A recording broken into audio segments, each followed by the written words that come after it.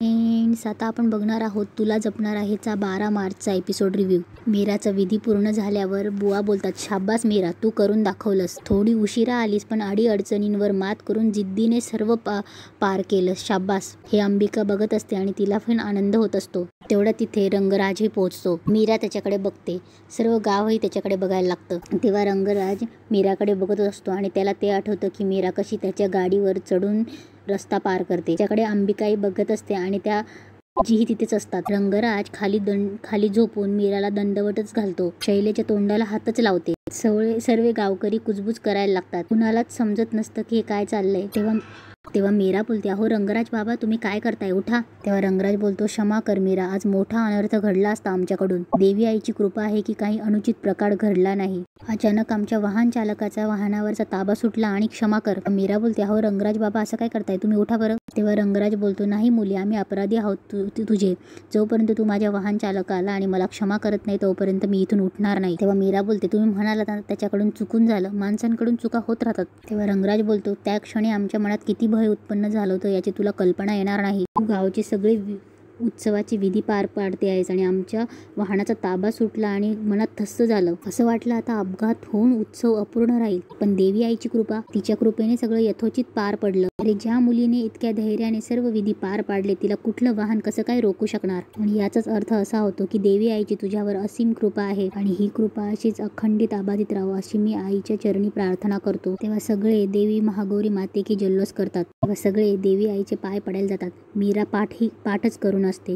तेव्हा नागनाथ बोलतो, हे महागौरी, देवी आई महागौरी माते, 20 वर्षांनी पुन्हा आलेला तुझा उत्सव आम्ही आमच्या परीने पार पाडलेला आहे. अंबिकाही प्रकट होते. तेव्हा नागनाथ बोलतो, उत्सवाचे सगळे विधी गुरव कन्या मीरा तिने स्वतःच्या जीवाची पर्वा न करता कोणताही खंड न पडू देता पूर्ण केलेले आहेत. 20 वर्षांपूर्वी जी आगळीक घडली होती ती आगळीक यावेळी आम्ही घडू दिलेली नाही. तरी हा उत्सव पूर्ण होत असताना नजर चुकीने आमच्याकडून काही चूक घडली असेल, काही राहिलं असेल तर आम्हाला क्षमा कर. आमच्या सगळ्या चुका तू तुझ्या पदरात घे माते. आम्हाला तुझ्या कृपा आशीर्वादाची गरज आहे माते. या गावाला तुझी मायेची गरज आहे. आम्ही पूर्ण केलेले सारे विधी त्यांचा तू स्वीकार कर माते आणि आम्हा सर्व भक्तांवर तुझी कृपा अनंत काळासाठी कायम राहू दे ग आई. तेव्हा मीरा पाठ करूनच तिकडून निघून जाते. तेवढ्यात नागनाथ तिला आवाज देतो आणि बोलतो, मीरा, देवीच्या उत्सवाचं कार्य तू व्यवस्थित पार पाडलंस. सगळे विधी यथोचित पार पाडले. तेव्हा मीरा बोलते, काका, ते माझं कर्तव्यच होतं. तेव्हा नागनाथ बोलतो, हो ना, मग आता तरी देवीच्या मुखाचं दर्शन घे. तेव्हा मीरा बोलते, नाही. नागनाथ बोलतो, मीरा, अगं काय हा तुझा हट्ट.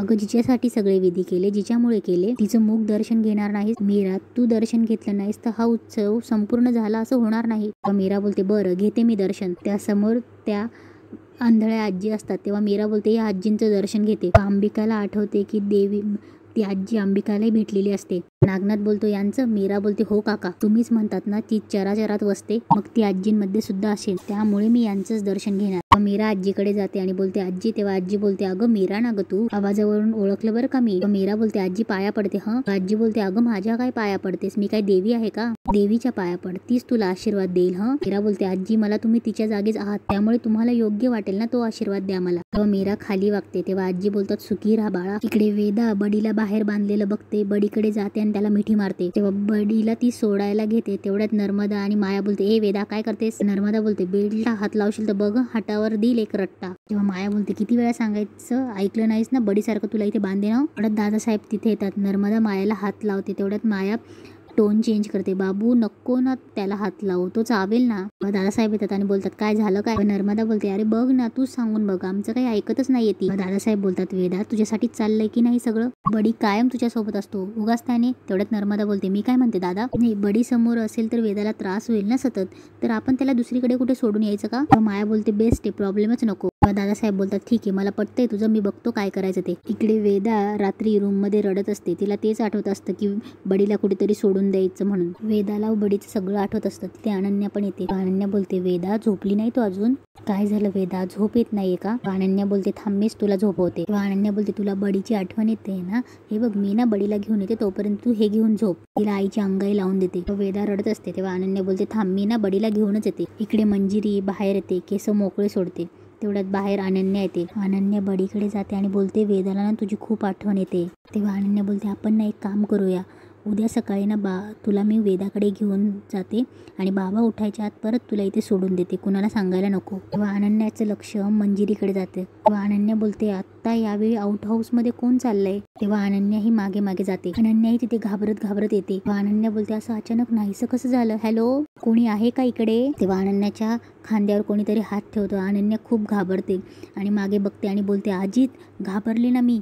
अनन्या बोलते तू इथे काय करतोयस. अजित बोलतो हा प्रश्न मी तुला विचारायला पाहिजे, एवढ्या रात्री एकटी तू इथे काय करतेस. अनन्या बोलते अरे काय झालं माहितीये का, मी ना कोणाला तरी. तेव्हा अनन्या इकडे तिकडे बघते आणि बोलते नाही काही नाही. तेव्हा अनन्या जायला लागते. अजित हात पकडतो आणि अनन्या ओरडते अजित.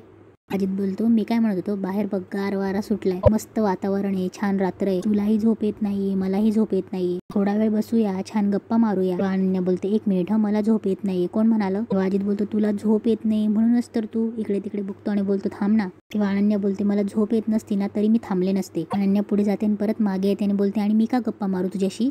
तेव्हा अनन्या गेल्यावर अजित बोलतो अनन्या डार्लिंग तुला झोप येत नसली तरी माझी झोप उडाली आहे आणि ती तू उडवलीस. आज नाही थांबलीस तू, ठीक आहे इट्स ओके, पण उद्या तुला थांबावंच लागेल. माझ्याशी लग्न झाल्यावर आता लग्नाची बायको नवऱ्याचं म्हणणं टाळू थोडी शकते आणि मी तुझ्याशीच लग्न करणार आहे. तेव्हा मंजिरी तिथे येते आणि त्या चेटकिनीला बोलते तुझा संकेत मिळाला, मला बोलवलंस. ती बोलते हो उद्याची तिथी आपल्यासाठी विशेष आहे. पुन्हा एकदा संधी चालून येते. उद्या अमावस्याचा दिवस, चंद्रावर सावली पडते आणि त्या अंधकार त्याला गिळून टाकतो, आपल्यासाठी अत्यंत महत्वाचा. ध्यानात आहे ना. मंजिरी बोलते हो. तेव्हा ती बोलते उद्याची पूजा नीट मार्गी लागायला हवी, मागच्या वेळी जे झालं त्याची पुनरावृत्ती नकोय. तेव्हा अर्धवट राहिलेले विधी उद्याच्या अमावस्येला पूर्णच झाले पाहिजे. तेव्हा मंजिरी बोलते उद्याचे सगळे विधी पूर्ण होतील, मी शब्द देते. तेव्हा ती बोलते फक्त शब्द नको, मी सांगितलं ते घडायलाच हवं. मागच्या वेळी क्षमा केली पण आता हे पूर्णत्व जायलाच हवं, अन्यथा कठोर शासन काय असतं हे तुला ज्ञात आहे, त्याचा प्रत्यय द्यायची वेळ येऊ देऊ नको. मंजिरी बोलते उद्या तक्रारीला जागा राहणार नाही, मी जातीने लक्ष घालेन, तू ठरवलंयस तसंच होईल. इकडे मंजिरी दादासाहेब आणि सगळं कुटुंब विधीसाठी येतं.